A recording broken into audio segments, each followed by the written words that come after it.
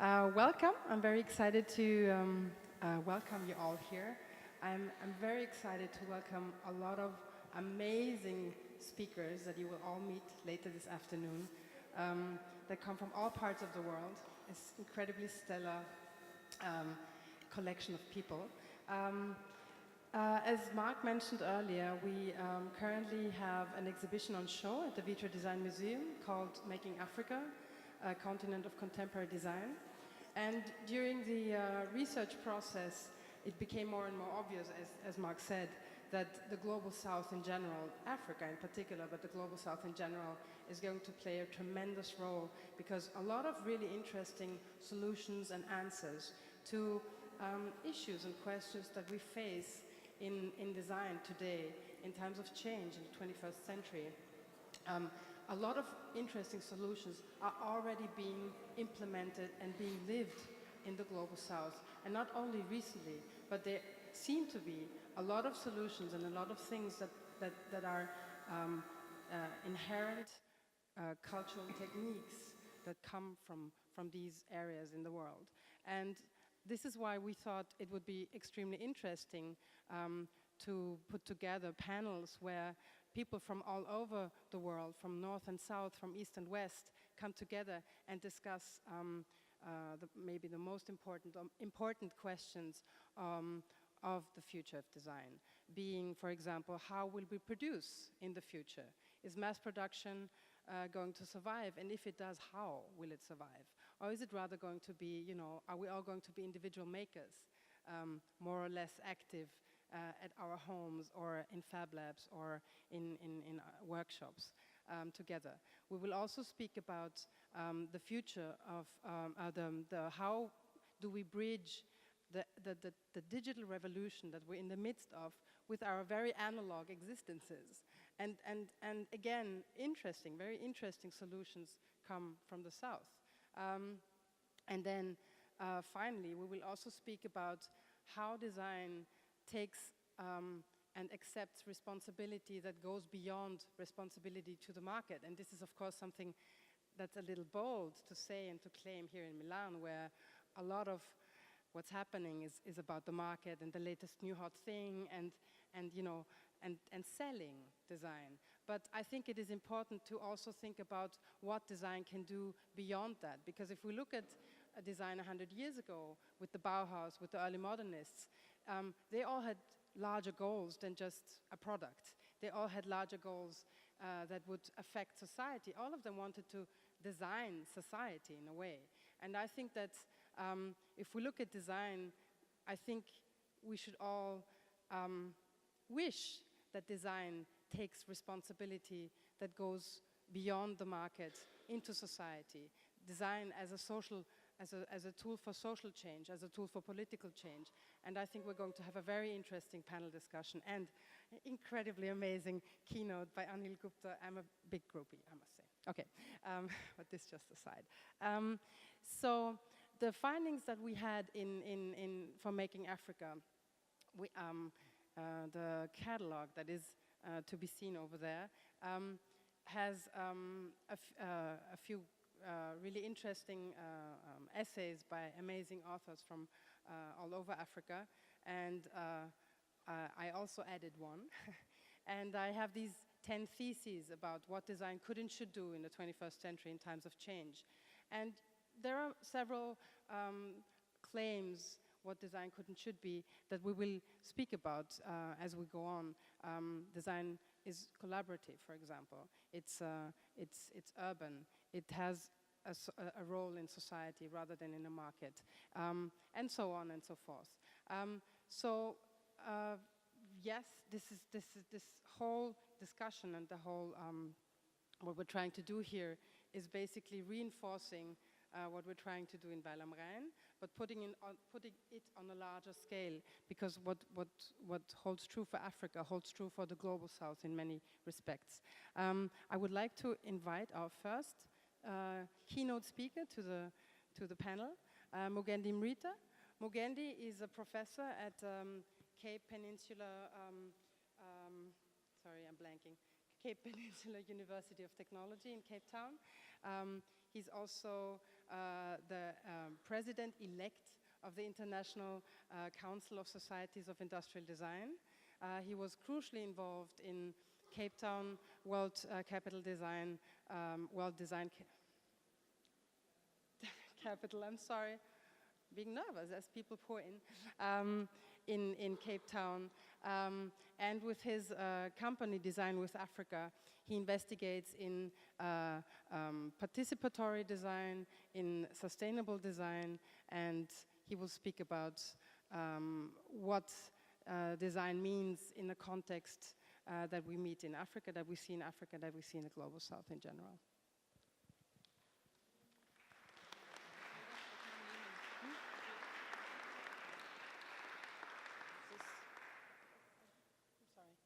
Do you want Mugendi to use this for his entire talk? This one? Okay. It's going to be tricky because I need to make some reference to some proverbs, but I'll try to. Sorry, I already started messing up.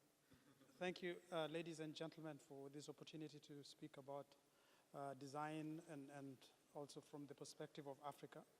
Africa is a massive place, so I'm not going to make any pretenses that I'm going to do justice in the 20 minutes I have, but hopefully I can give you an overview and possibly whet your appetite sufficiently to get some of you to invest in a ticket to come and spend time with us and have a much more immersive and much more participatory experience. So very quickly, as we look at this topic, the first thing I'd like to suggest is that we are seeing Africa rising in a way that is quite unprecedented in terms of history.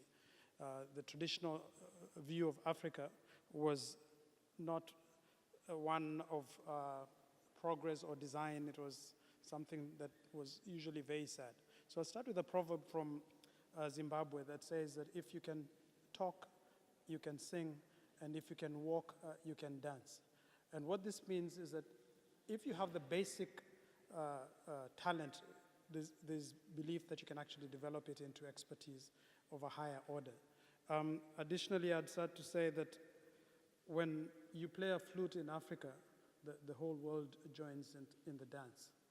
And this is very important for me, particularly coming from Africa, because for a very long time, people associated Africa with failure and doom and destruction.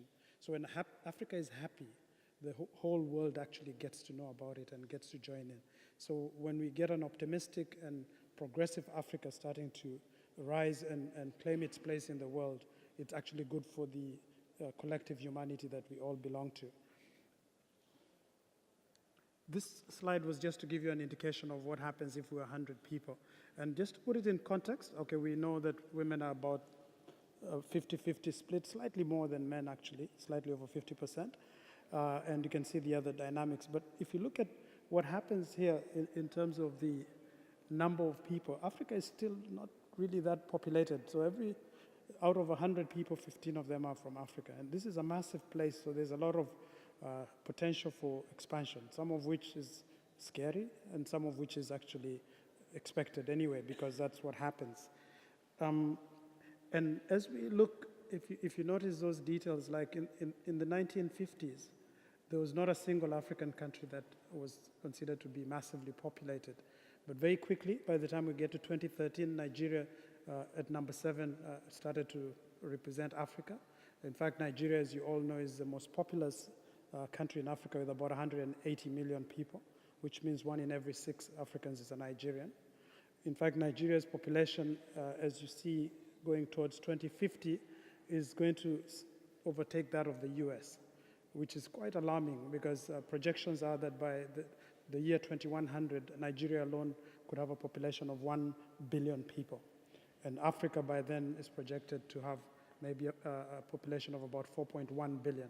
So we're hoping that we don't get there, and hopefully we can see how that happens. This is Africa that we know, with 54 countries and a couple more territories. And that's the real view of Africa, looking at it from the equator. So you get a sense of its actual scale, and not that which is economical, but also hides the real size. And this particular image, I'm sure you can recall from I also saw it at the Vitra Museum's Making Africa exhibition, gives you a sense of just how large that continent is. can see several countries are thrown in, and there's lots of room to spare. So we're talking about just over 1 billion people, speaking over 2,000 languages, with countries, some of which are still, technically speaking, at the turn of the 19th century, and others are way into the 21st century. Peter, who's from Botswana, Botswana is constantly used as an example of what a good, well-governed African country could be like, and the others which I won't get into discussing. So I'm just going to go through a quick thematic introduction of the way I see things unfolding. And the first theme that I'm going to deal with is that of informality. I think I'll just talk to this later so I can actually speak much more relaxed. So informality in this sense is looking at the informal as opposed to the formal. Those are dugout canoes from Madagascar, which is a huge island just off the southeast coast of Africa. And in Africa, 80% of the population is employed in the informal sector. In fact, in East Africa, and my good colleague here is going to speak later specifically about that sector we call Jugaad, which means literally under the hot sun. The sector employs 95% of the employable population of the country. The formal sector only employs 5%. So as we look at taking Africa forward, we need to find ways to make this sector more robust and more resilient, because it's going to do good for the entire country. In fact, in India, a similar attitude is the Jugaad Principle, where people make do with what they have and they actually make a living, and not just subsistence existence. They actually thrive in that environment. These are some gentlemen in Kampala, Uganda, on one of the motorcycles they call Boda Boda, which originally started with bicycles in the time of Idi Amin, and now they've replaced it with motorbikes. Not everything that comes out of Africa is something that I would like you to embrace, like this is not very safe. But the idea of the informality, that we know that we should not be carrying people like this, but this is what we've got, so we make do with what we have. And then the role of women. There's a Kenyan proverb that says that hard work tires a woman, but it completely wastes a man. So women are known to be much tougher, more resilient, and not just a closet feminist. This is a fact. Women are the superstructure that hold Africa, because they're naturally communal in their orientation, and they know how to self-organize and get things done. So any investments going forward in the future, and this is a plea that I'd make, if we have limited resources and we have to make a huge impact, I would suggest that we target women, because once women have been brought on board, they will become the change agents in their families and communities. In fact, there's a saying in Africa that if you educate a man, you educate an individual. But if you educate a woman, you educate the entire community. And women naturally do. These are women in Botswana weaving baskets, but it's not just weaving for aesthetic reasons. There's a lot of poetry and narrative that goes into the stories. Like, these are examples of some of the patterns and what they actually mean, like the forehead of a zebra, the urine trail of an ox. It's actually much deeper. Even the knees of a tortoise, which I haven't seen in my life, but they seem to inspire design as well. And those are some of their products, beautiful products, which, as you can see. And then the informality goes quite far in terms of the way people, this is a self-taught engineer in Kenya who started putting motors on motorbikes on bicycles on his own. And in the top left-hand corner is a windmill which was created by a Malawian boy who taught himself by just going to the public library. And actually, the windmill produces electricity for his village. So that's a kind of potentiality that you can see even within informality. And then hacking, and this for me is very exciting, because this is what's going to get us into the next phase in Africa and many parts of the world. And I'll just start with a quick African Aesthetics 101, by no means comprehensive, but just to give you a sense that in the African traditional craft and art, the intention of the artist was not to produce something that is photographically or humanly accurate in the sense of perfection, but more to talk about the symbolism behind his work. And Pablo Picasso got it. He saw how the African art deconstructed the item to the point where it distilled it to its essence. And in this case, you'd see almost identical looking figurines, but if you look closely, you start to notice that there's some distinctions made in the critical aspects that give you clues as to who does what in the society. So you might find a little baby being held by one of the figurines, and another one holding a spear because he's meant to be a protector. And the image there to your left, you'll get the point as soon as you see what happens there, okay? But if you just look at it from the outset, you may not actually get that. You think, this is grotesque. What on earth is happening here? This is scary stuff. But it actually has a lot more meaning. And the power of the story in design is something that we're only starting to rekindle and start to talk about now. Instead of creating more products that are soulless, we need to go back and create stories. And then hacking even the body. And Africans are not alone in hacking bodies, just for reference. But those are Maasais and other communities that use their bodies as canvases. There's a saying from Sierra Leone that you never fail to recognize a person that you're intimate with, even if it's dark. So some of that haptic quality of the scars was actually used to identify one's lover and also to connect one with their community. These are Adinkra symbols from Ghana. They're loaded with meaning. They're actually proverbs. For example, that one there is the spider's web, which is a symbol of creativity, because the spider out of nothing creates this web and finds a way to exist. We have the symbol of interdependence there with the Siamese crocodiles as they're known. They share the same stomach but different mouths, meaning that we have a common destiny even if we perform different roles in society. And these kind of things remind us of the fact that we are interconnected, and that's the symbol for adaptability, which is a crocodile because it lives both on water and on land and so on. And you can actually hack them, and we've done this with some of our friends, hacked this and created new symbols that actually embody this kind of wisdom. And then just the idea of improvising from anything. These are headrests, which people would place under their heads when they rest. And you can see from the most basic one, which is a twig that you just pick and fashion, to something that starts to get much more meaning into it. And you can see that as we move along, and those are stools now. And also the symbolism that comes with the chairs. You cannot put the chair upright unless the person who is meant to use it is on it. So that's why the chairs will be carried in that particular fashion, even the stool there of the elephant. And that's an example of how interdependence can be demonstrated through even carvings and so on. So speaking about hackability, this is an image from Botswana that is one of my all-time favorites. And it shows me that even after the vehicle's engine has died, it still has use. And if you replace the engine with donkeys, which are much more sustainable in that environment, it actually starts to make sense. And the pride and the confidence with which it's done is actually very inspiring. It's not apologetic. This person is not saying, I wish I had a car. No, he's saying, I'm happy with what I have, and I'm making do. This is a project that was done out in Rwanda, where the idea was to replace the little kerosene lamps with the LED lights, and this testing was being done there. You can see Nuru in Swahili means light. That's testing with children. And that's how the system works. You can connect it into modular forms, and also in terms of, I hope you can see the images, in terms of energy generation, you can use pedaling or seesaws or solar and so on. And then the idea of hybridity then comes in almost naturally from that point in. And those two women from the Ndebele community in Southern Africa, you can tell they come from the same community, right?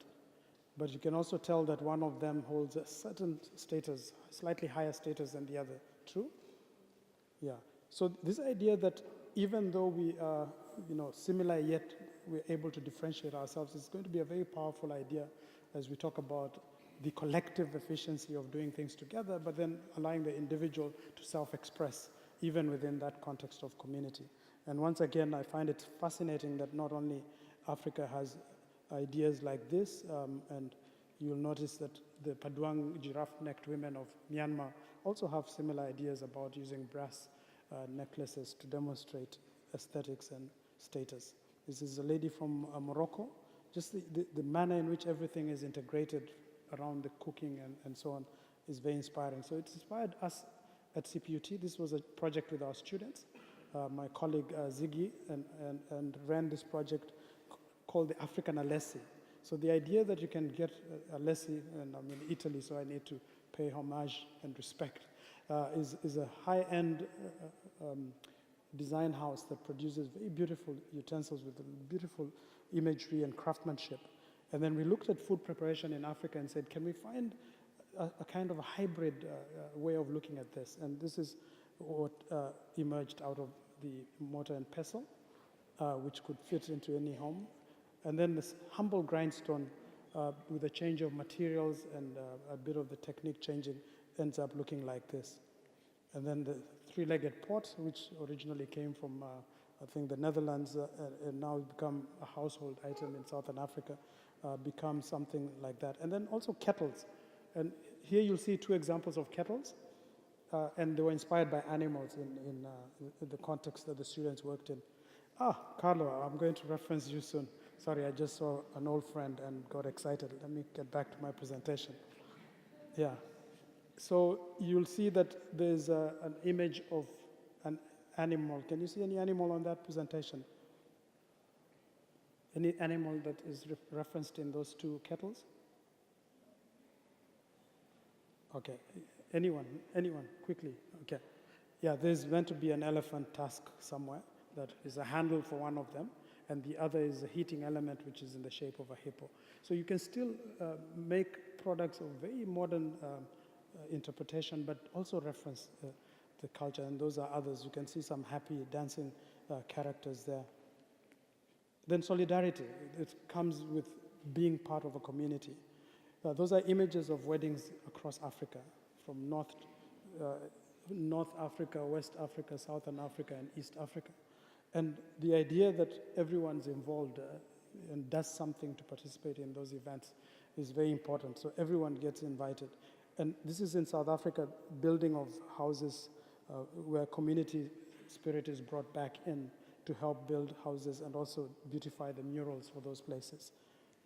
And this is an image from Ghana. That's a hearse, beautifully done. And the idea is that the fantasy coffins from Ghana are a celebration of the life of the person, and it's more like a CV, but done in a way that only comes in the coffin. And those are examples of fantasy coffins. So if you're a chicken farmer, the one in the center would be yours. Or fisherman, you get the point. Cocoa farmer, frequent flyers as well. That's KLM, but it could be customized. If you're a powerful chief, you get that lion. If you're a fan or distributor of Coke, that could also work. And you can see just about anything can be done because of the idea that even though we are all people, we all have a different story, and we need to celebrate that. Then my favorite topic, and I'm happy Carlo is here because he's been one of our collaborators as we look at the issue of sustainability, is looking at the way in which Africa uses materials and interprets solutions using resources that are easily available. You can see a Masai Manyata, a Swati hut, and that's just thrown in an igloo just to show context. That same geodesic dome structures, but using materials that you find locally. And this is a sledge, again, from Botswana, showing just how appropriate. This lady from Uganda uses bark cloth, which is regenerated, using banana fiber, and that's the products from bark cloth. And this is a totally sustainable material that produces something like leather, which can be used. And this is a product by one of our students using a corrugated board. This is why I wanted Carlo to be here, because this project was initiated through a collaboration with Politecnico di Milano. And the idea was to develop a mobility solution that used solar energy and human power. And the product was developed by Carlo and his student Fabrizio. And they decided through that collaboration to come and test that in Cape Town. And we found very interesting possibilities. That's a chassis. I'll not get into too many details. And then also juxtaposing that with the rickshaws in Durban down in South Africa, just to remind us the kind of contextual referencing that we need to keep in mind. And this is Africa's first electric vehicle that was developed in Cape Town. I'll not get into too much detail now. And then the potentiality that rests in that part of the world is something that I think we need to also discuss as part of our conversation today. We know Africa for its rich mineral and natural resources, but we also need to go beyond that, and this is where design comes in, and craft and art could actually use the resources we have and add value through job creation and so on. And then we also have some statistics you can see from the infographics. Many bad things have happened, but also good ones, like the number of coup attempts and the number of people living below the poverty line. And the business languages we have in Africa, the largest populations, I've mentioned some of them, so I'm not getting into all the details now. But we need to start designing for the future. This image here shows you the size of Lagos, for example, now, and how it's expected to grow by the year 2025 to almost 16 million. So we'll have quite a number of mega cities in Africa. And remember, 70% of all Africans live in slums. So there's possibilities to start developing solutions that help lift them out of those environments. And then just to remember that as sub-Saharan Africa rises, there's possibilities everywhere in terms of quality of life and many other benefits. But also to remember the role of women, and that's why this particular infographic gives you a sense of the contribution that actually women make in that part of the world. This is a slide from Professor Ezio Manzini, also formerly of the Politecnico di Milano. And the idea is that using the leapfrog hypothesis, we can envision Africa actually bypassing certain stages of development. And we've seen that with, for example, the mobile phone, where for most of Africa did not have landlines for telephones, and quickly adopted mobile phones, and now is one of the highest in terms of penetrations anywhere. And M-Pesa, I hope someone is going to be discussing M-Pesa today, because I'm just breezing through, is an example of how the money market has been fundamentally altered because of using something as humble as a basic phone, not even a smartphone. Thank you. I'll leave it at that.